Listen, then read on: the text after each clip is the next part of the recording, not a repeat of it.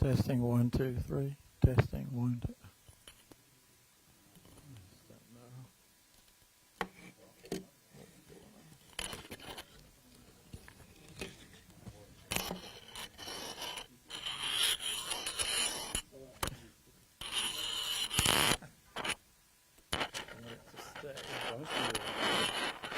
Clip it to your. Stop doing that negative stuff. Clip it to your antenna. Thank you. Yeah. Oh, no, I'll just leave it. Fall dog. Who's that? Is that there? That's his log.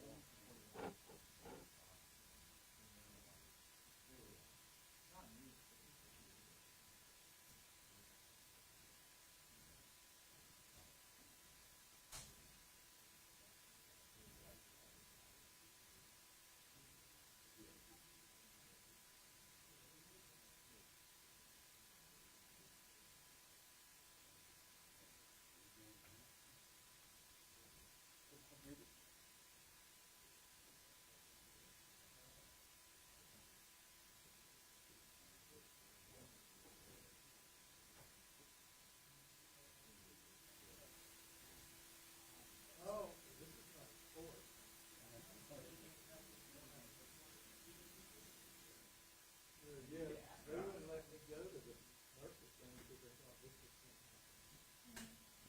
They needed me to cover other stuff.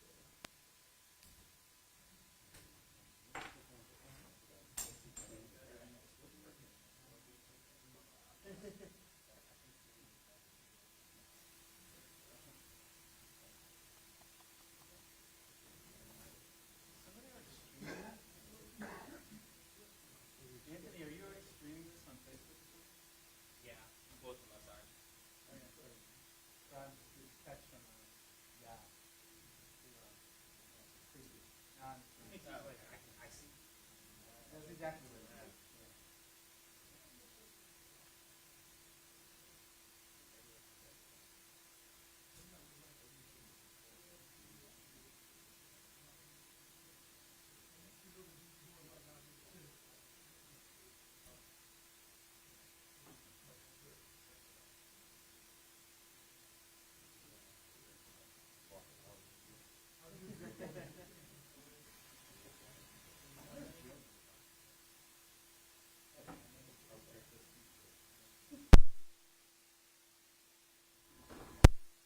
Roy, can you hear me?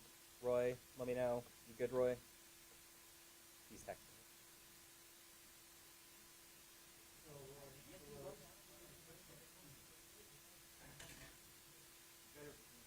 Killing it.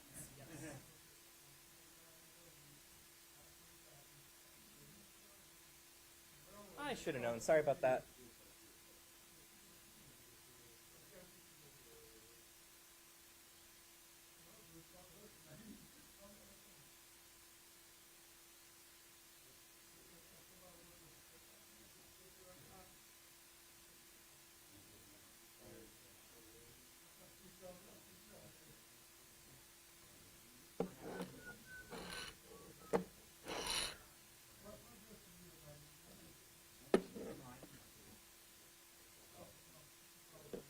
That'll rad.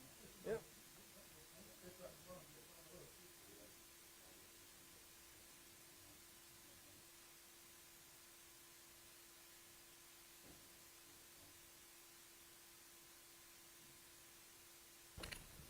Testing 1, 2, 3.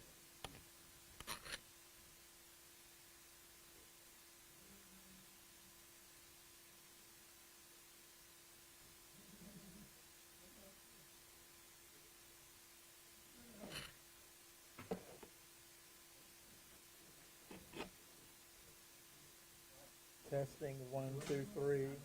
Testing. Can you hear that?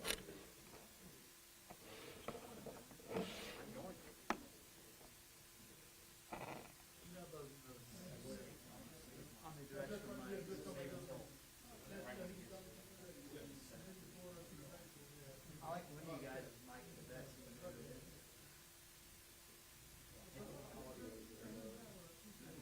This is cool. No flag, or it's wireless.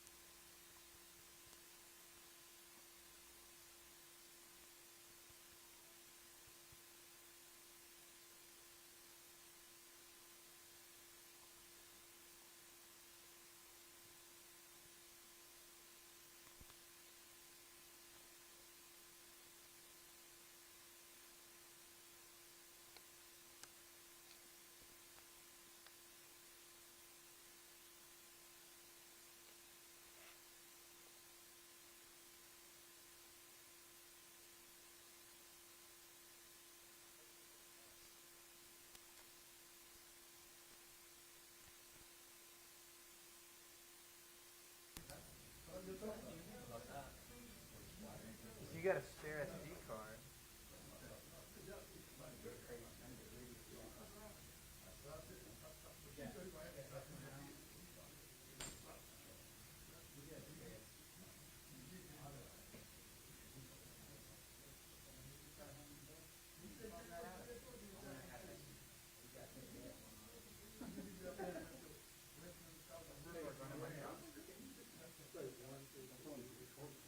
Testing, testing. 1, 2, 3. Sibilance, sibilance.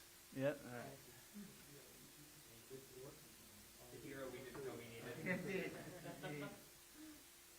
Is anyone here got a mic check?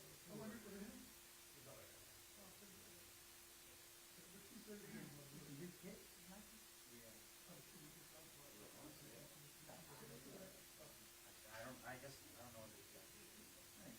Which one? If they were hotspot, they would be hotspot.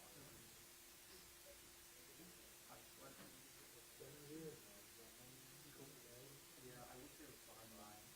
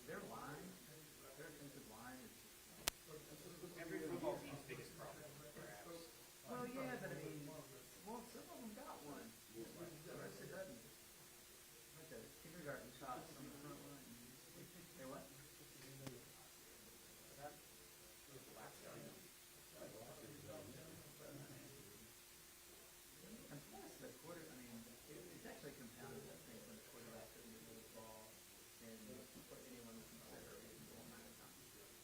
It's like line collapses, the quarterback's like smoking one before he decides to find a receiver and he goes fast. It was not great. Free hot dogs, bro. Free hot dogs. Oh yeah. I said, well, we went out to eat here and we had to watch the last of the Tennessee representative game.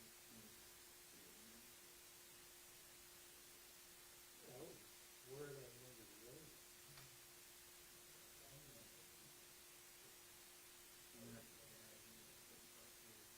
Everybody was up there.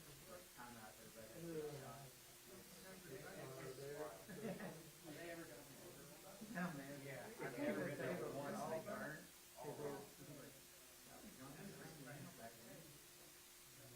Get me wrong. I just don't go in there. It's the charm. It really is.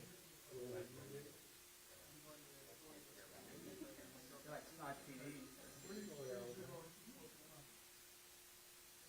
That's 40 minutes. Oh, I didn't think No. No, but 12 miles. but I will. That is about that.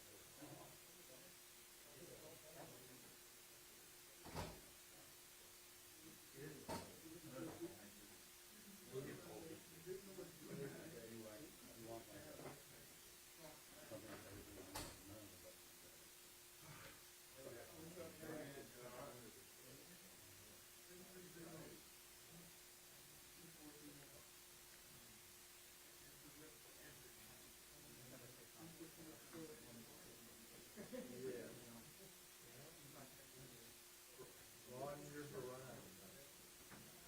Hey, Grant, how about it? All right. Shut her down. I've got all these microphones up here, I ain't got nowhere to put my notes. You need a podium for your podium. Yeah, I need a podium for my podium here.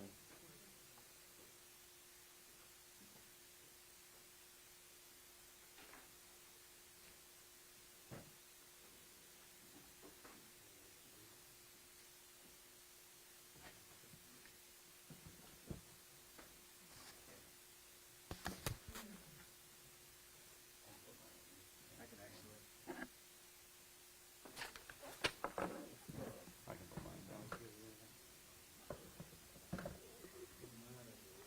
All right, let's see here. Let me kind of put this in like this, and let's see here. Put this under. Huh? You can put that underneath. I got two. Well, I guess Well, well, never mind. you got one down here. Yeah, okay. All right.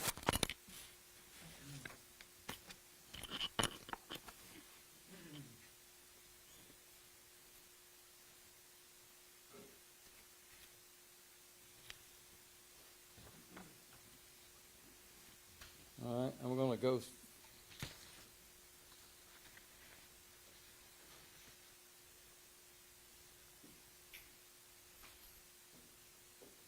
Everybody ready? All right. Well, what we're here for now, thank y'all for coming out. As you well know, we had an escape last night from the Bibb County Jail. We have 4 inmates that are out at large at this time. Those inmates are 52-year-old Joey Fournier, white male, gray hair, blue eyes, 5 feet 9 inches tall, and weighs 140 pounds. He's being held in the Bibb County Jail for murder. Second inmate is 24-year-old Mark Carey Anderson, black male with dreads, 5 feet 9 inches tall. He weighs 165 pounds. He was being held for aggravated assault. Third inmate is 37-year-old Jennifer Darnell Barnwell. Jennifer Barnwell, black male, 5 feet 9, weighing about 190 pounds. He was being held for the U.S. Marshals for U.S. Marshals for drug charges. The fourth inmate is 29-year-old Chavis DeMario Stokes. black male, black hair, 5 feet 7 inches tall, weighing 160 pounds. He was being held for possession of a firearm by a felon, as well as drug trafficking. We're right now investigating this, trying to piece together what all happened to cause this escape to take place last night. We do know that around 6 o'clock this morning that a break in the fence was found in the perimeter of the LEC jail facility. At that time, they started going backwards to figure out what happened. They started viewing video footage and discovered that right around 3:30 this morning, these inmates were able to leave out from a day room window on a second floor day room area of the jail. They were able to get out, go through that window, and run out through a break in the fence. There was some video footage of a vehicle that had been there earlier in the evening that looked like they had been tampering with the fence, as well as bringing some items into the enclosed area of the fence that we believe were used by these inmates to escape. That is why we have a lookout now for this blue Dodge Challenger. We have that vehicle. We really have very good reason to believe that vehicle is involved in this situation. One thing I want to make clear: whenever we put this out earlier, we let everybody know. I think we got word out to the school system just as a protocol to let them know that we had an escape, but there has been no indication whatsoever that any school or that any of these inmates or any of these escapees have been anywhere around any of our schools in our area. Right now, we are following up on some leads as to where these individuals may be, and going forward. We have our partners in the FBI, ATF, state partners. This is an all hands on deck situation when something like this happens. So we certainly want people to call in. We have Crime Stoppers, 1-877-68-CRIME. There's been a $1,000 reward offered for information that will lead to the recapture of these individuals. We have also set up 2 hotlines here at the Sheriff's Office, and we'll be sending that out for more, but those 2 numbers are 478-310-4485, and the other number is 478-310-4052. Those 2 numbers, as well as certainly Crime Stoppers numbers, will be staffed 24/7 for anybody that has any type of tips or any kind of information leading to the recapture of each of these individuals. If anybody has any questions, I'll be happy to answer. Do you know how they got into the day room during That's what we're looking at. We have some of our situations where they can get into the day room. Sometimes the day rooms are not locked. Typically, when they are supposed to be in bed, sometimes the day rooms are not locked. Some of the doors are where they're not able to be locked, and then sometimes they're not. Typically, that's not an issue because the inmates are supposed to be at another part of the jail. But these inmates were able to get into the day room and work to open up this window. So all of that's being looked at. Go ahead, Grant. I was supposed to ask, this white guy that was possibly in Rome, Georgia, his brothers, where they last found him? Well, they could be anywhere.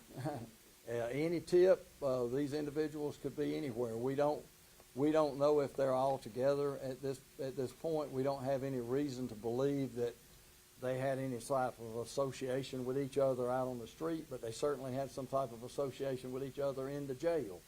So to take them to the point to where that they all wanted to escape together, but whether how long they stayed together or even if they're together at this point, we don't know. Why was the jail was not notified before 11:20? Well, we were looking at it, we had to backtrack to figure out when it was that this escape happened, if we had had an escape, when it happened. As soon as we knew internally that there was, our investigators were immediately notified, our SRT team, the jail and sheriff's office leadership was notified, and so we were already following leads even at that early hour. And so it was to make sure that we had all the information to get out the right information. We had to do a census of the whole jail to make sure that we didn't have any others that were missing or any other places in the facility that might have been compromised. But make sure we know that as soon as we knew that there had been an escape, internally there were investigators, there were deputies on the street looking for them as soon as we knew. Any staff disciplinary action? We're looking into all of that. Right now, our main goal is to get these 4 individuals recaptured, and any help that the public can give us in that regard will do. We will look at what needs to be done in the jail setting or staffing and that sort of thing going forward. We'd already started making some staff changes. In fact, the major of the jail, this was his first day being assigned in the corrections, so he sort of got a good wake-up call this morning. So, but we have good staff in there. We may make some more changes going forward, but right now my focus is getting these individuals back into jail, and we'll dissect what happened and fix that as we go forward.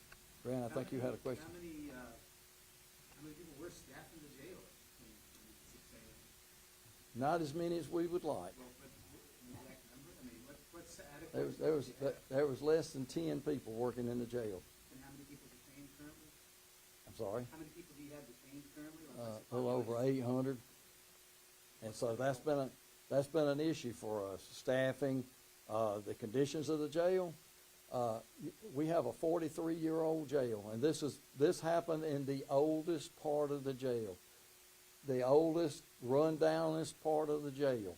And so I've been talking about, we need a new jail, we need a new jail. We have a jail that is falling down on us, that is breaking down.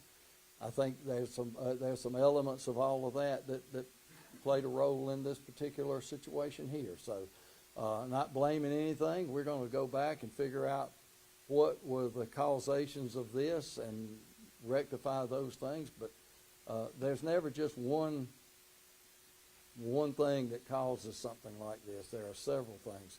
Staffing is one of them. But there are things that could have been done differently as we look into this. There are things that might have alerted deputies as to what was going on, that they could have checked into it. But that's all being looked into. We have an internal affairs investigation going into that right now. But right now, I want to catch these guys. We want to catch these guys. That is the most important thing right now, is to get these 4 individuals back into Bibb County Jail. What's the normal night shift? I'm sorry? Staffing-wise? It varies. It really does. It depends on how many people are on a shift. It depends on how many people. You have people who call in. We have part-times that come in. Sometimes we don't have as many part-times working one shift as we do another. It's always a management thing. It's always trying to get enough people on staff. And you can start off thinking you have 15 or 20 people working. Somebody calls in sick. Somebody has to leave. Something happens. So we're going to look at all of the factors that went into the staffing decisions and the staffing levels last night to see what role that played into it. Is that 15 to 20 person number that you mentioned the ideal staffing, or what is the ideal staffing for the night shift? Well, for any shift in the jail, about 30 people. We've not been able to have 30 people in the jail working on any shift in a long time. We're able to do it with less than that. We're able to do it with as few as 6 or 8 people. But when you want an optimum staffing level to have every position covered, it takes about 30 people to do that in the jail. And so that's some of the things we're working on. We get people hired. We have part-timers coming in and work towards that. But we're gonna drill down and figure out what happened last night on staffing levels, any type of notice that might have been given, or any kind of information that might have been, intel into the jail and that sort of thing. But that, as I said, that's a standalone investigation. We're looking into that. Right now, the most important thing is to, get these individuals back into custody. Is this the same hole they used to do something? I don't think so. It's another one that was in that same general area, but it's not the same one, I don't think. So that sense, forgive me if I heard you wrong, you mentioned they were out there the previous night, Yeah. and that they had doctored it somehow and maybe even gotten tools to do it. What time exactly was that?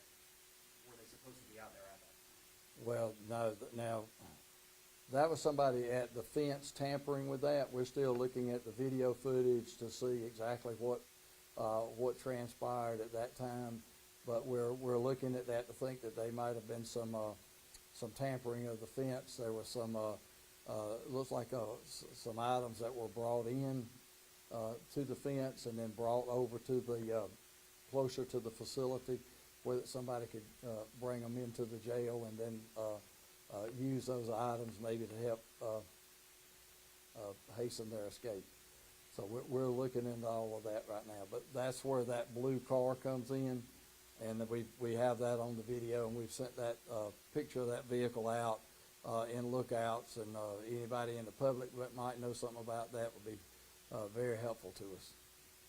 Is there any relation here to the break-in through the gate a couple weeks ago? Not sure. I'm not going to rule anything out right now. That other time might have been a test in the system to see what might happen. But we had done some things to remedy that hole in the fence and where they had gotten into the jail facility at that time. But we don't know. Anything's on the table right now. And where they escaped from this time, how close is that to the other gate? If that wasn't clear. No, it wasn't. It wasn't very far, but right on it. But we were pretty close. I got more. So. All right. Do you know who the blue car up was owned by? If I knew that, they'd be in jail right now. On that same vein, are the plot cameras in operation yet? I know we talked about that before. No, the flock cameras here in Bibb County are not up and running yet, but there are flock cameras in every county around here, and we are accessing that database. We do have cameras here in Macon that we are using, that we're looking at to see if we can, and some of those cameras have been able to show us a little bit of information that's been useful to us. So we're trying to compile all of that data and get all of that, all of those images, and we're hoping that anybody that might have seen something real early this morning, because there's not that many cars out.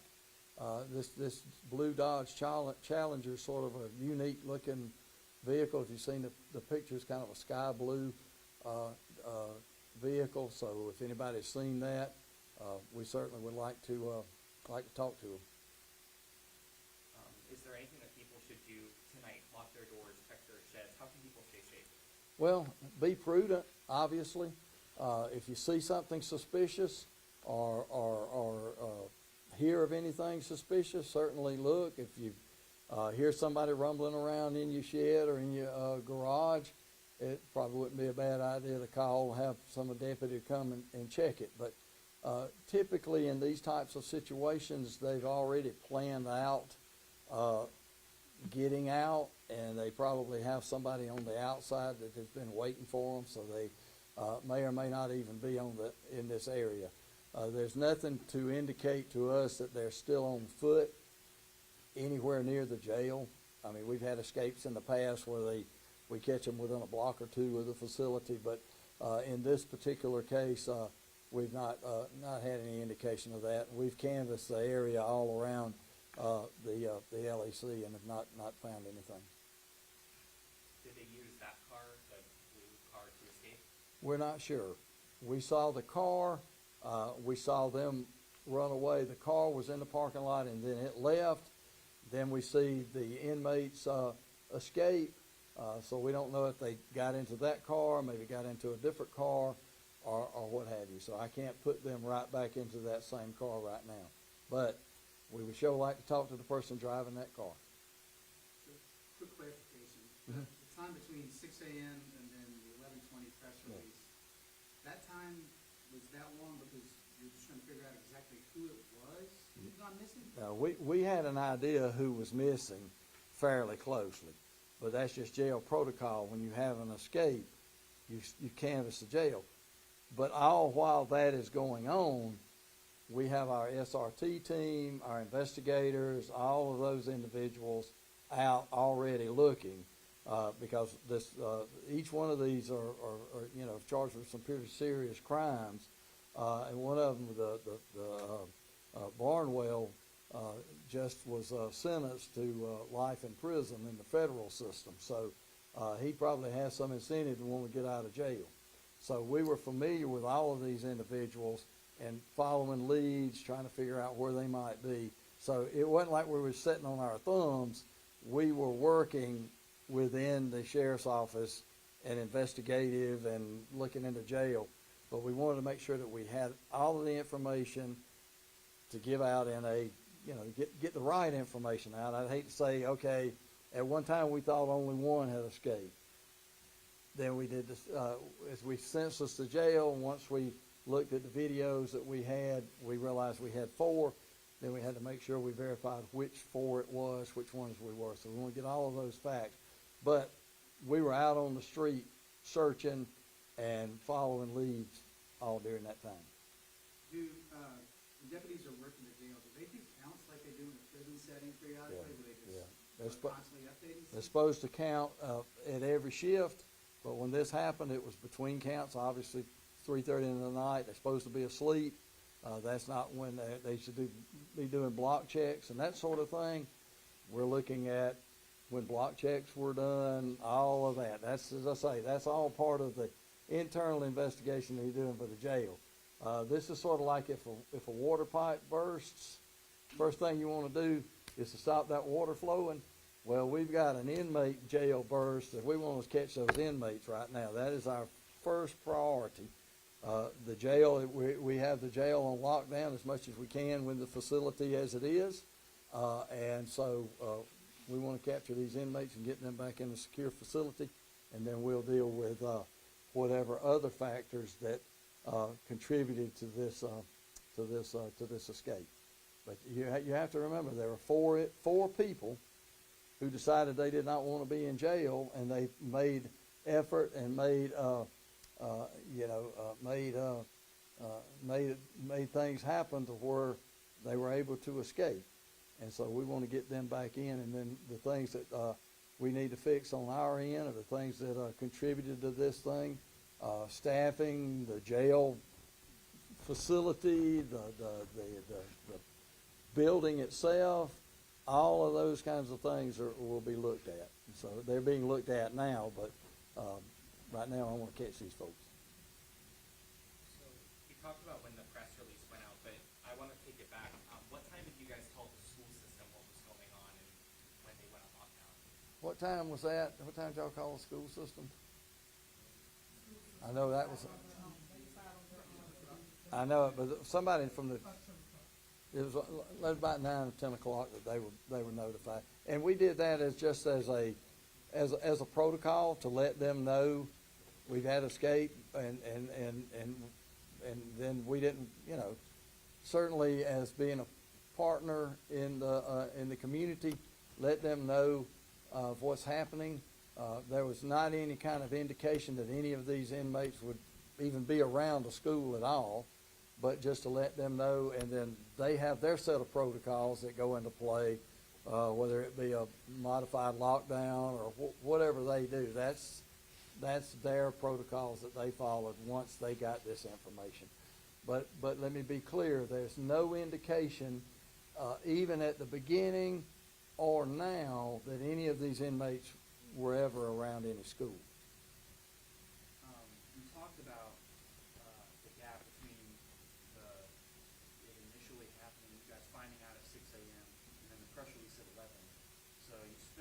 spent that time kind of gathering the information, right, obviously important to get everything right.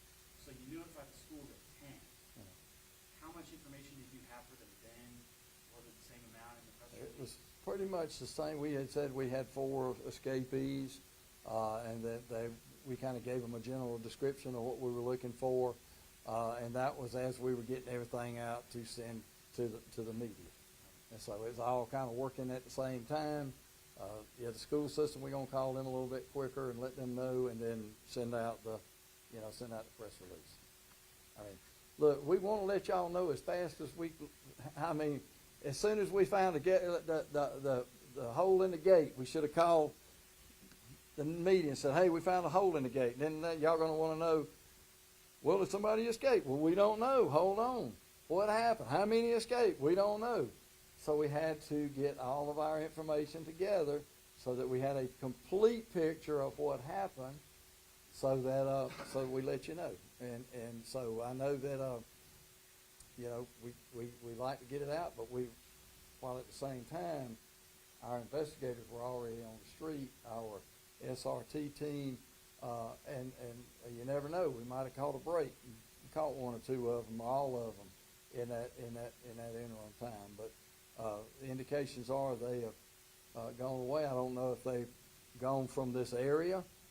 A couple of them have contacts outside of the Middle Georgia area, so we're certainly following up on that. That's where we have the U.S. Marshals, the Southeast Regional Fugitive Task Force. We have the FBI.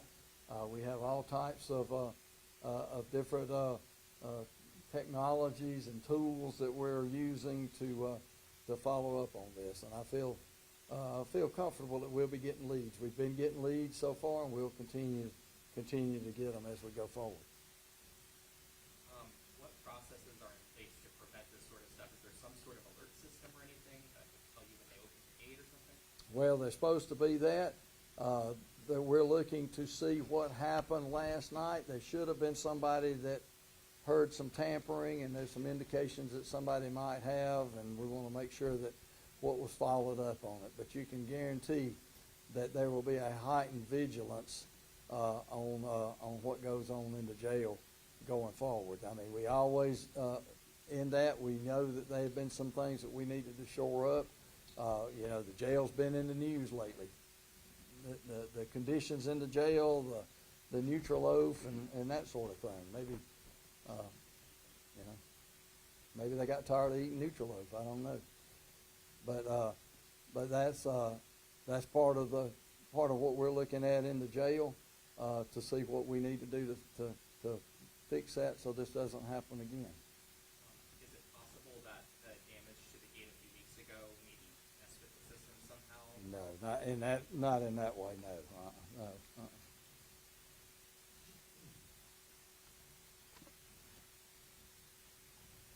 Anybody else? Anything else? I know Sure, that- Go on, I guess Anthony. that word, the 405, very staticky, so we added the third one, I know you put it out, 405, you scratch that, 4502, which is one of the two that are solid. All right. All right, let me give you those numbers one more time. You got certainly Crime Stoppers, 1-877-68-CRIME. We have the chairman of Macon Regional Crime Stoppers, Warren Selby, here. Thank you for coming, Warren, and kind of showing support and doing that. But we have Macon Regional Crime Stoppers, 1-877-68-CRIME. Get a $1,000 reward. Also, the other numbers are 478-310-4485, and then 478-310-4502. 4502. And I know the FBI and some others are getting up some reward money, and if once we know how much that is,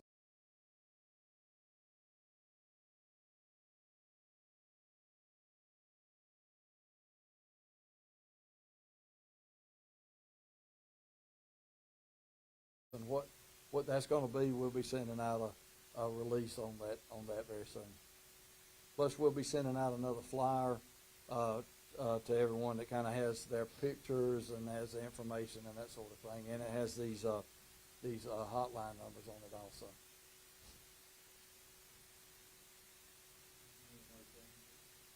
I'm sorry. These men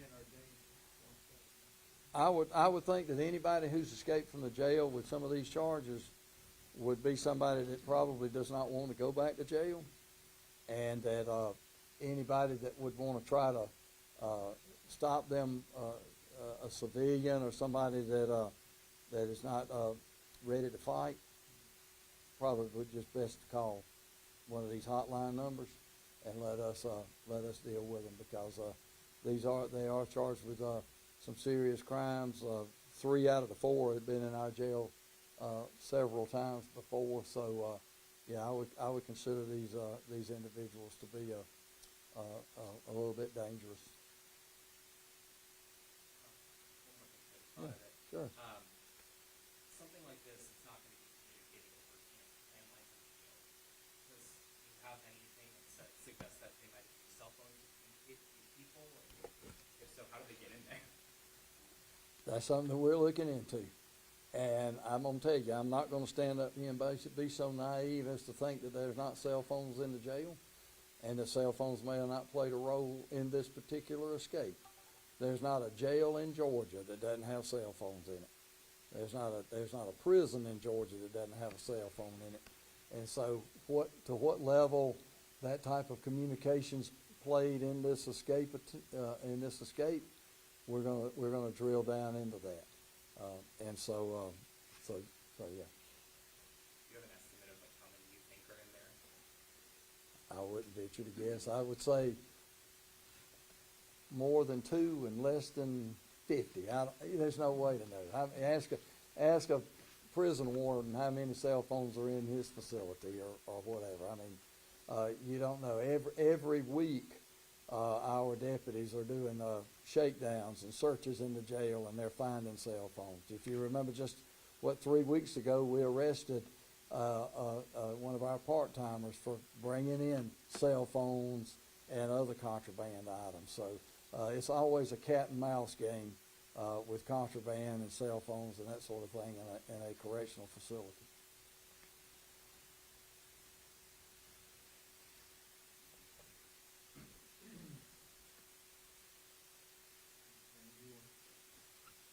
I just want any help that the public can give us, anybody that knows somebody that sees this tonight knows where these 4 people are. And somebody is probably laughing at the TV set saying, "Oh, they'll never catch us. They'll never catch us." We will catch them. They will come back to jail. It's just a matter of when.